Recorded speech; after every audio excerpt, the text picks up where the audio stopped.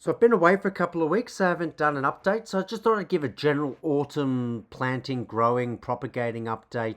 Couldn't really be bothered separating into several videos, so I thought I'd just do it as one. So the first thing that I've got here is just, I have these plants that were about half a meter high up to that either were growing sideways or were quite leggy. So I decided to put a bamboo stick in there and use rubber bands to hold them up.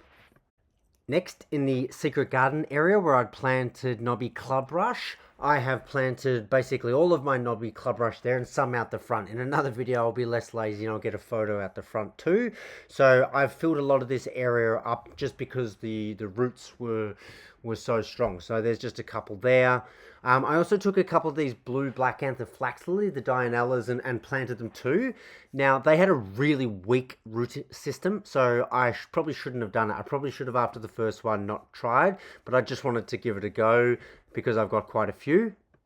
And speaking of that, here's just a little tidbit I learned I wanted to share. It can be very hard sometimes to distinguish between the natives and non-natives. So this is the perfect example, which is the blue lily turf, Liriope muscari, which is actually from Southeast Asia, which if you didn't know what you're looking at, looks like Dianella or similar. The other question I have is, why does people need to plant foreign species when there's a native one that looks exactly the same? Now this agapanthus, I said it was on borrowed time because it is a weed. I killed that. And then there's another project which I've been doing for a while, which under the stairs I did a transplant to out the front garden. So what it was is I actually found on the street this big spiny-headed Mat-rush or Lomandra, and it was in this massive pot. And so I decided to just plant it under the stairs one day to see how it'd go.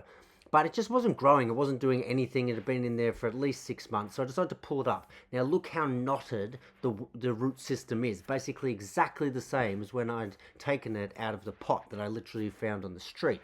So what I thought I'd do is I'd separate it by all those knobs and nodes.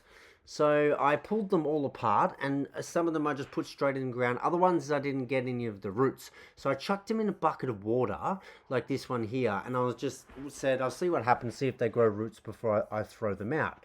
So I put them in there for a couple of weeks, and then I came and I pulled them out, and yes, in fact, some of them had actually started growing roots. So I think it's fair to say that you can chuck these in a bucket of water, and it was probably a better idea for me to do that than to just chuck them straight in the ground.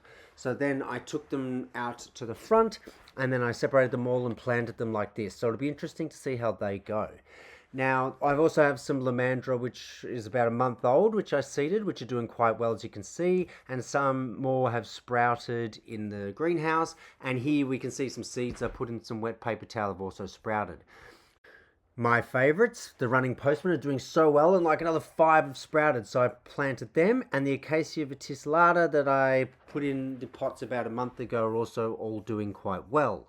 These ground covers, which I previously had not identified, but I knew it was an Enchiliana, I've realised are the variation glabra, so they're doing really well too. I might transplant them soon. This red flowering gum, whose leaves have looked mangy and it's been struggling to grow, I decided to cut all those lower leaves off to see what that would do. This old man saltbush, which the seeds in another video I said had done really poorly, so I decided to throw them all in and give them one last chance. I'm fed up with them, so I threw them out.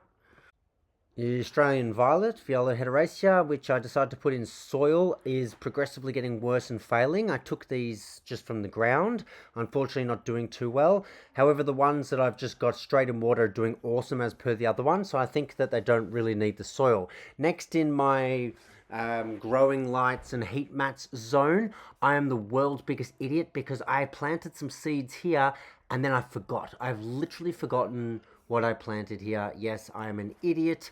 Now in the second one, we've got Knobby clubrush or Ficinia nodosa, and they're sprouting, which is absolutely awesome. So I'm going to put these in one large pot per seed tray here when they grow. And the last one is the Coast Tea Tree, the Leptospermum. I've had one sprout now, so that's really good. So I'm very happy with that to see this one, and I'm sure I'm going to get heaps more from that. So definitely a local indigenous species. As for cuttings, I've got 3 here in front of you. The one at the back is one that's doing really well. It's a purple coral piece, so I'm going to transplant that. The ones in the middle are the Hedge Salt-Bush or Rhagodia spinescens. They both died. They're about a month old, so I decided to throw them out. And these ones at the front are other purple coral peas that I just took on a walk. They've also died, so I pulled them up and they hadn't grown any roots. This is that purple coral pea, just a really good root structure, so I put that into a plastic pot and hopefully it goes well. And very sadly, last but not least, the coastal rosemary, which I said I had such an issue propagating, I finally got one going well and it was in the tin, and then I've transplanted it into the plastic pot and unfortunately it looks like it's dying, so I've cut it back and hopefully I can maybe salvage it.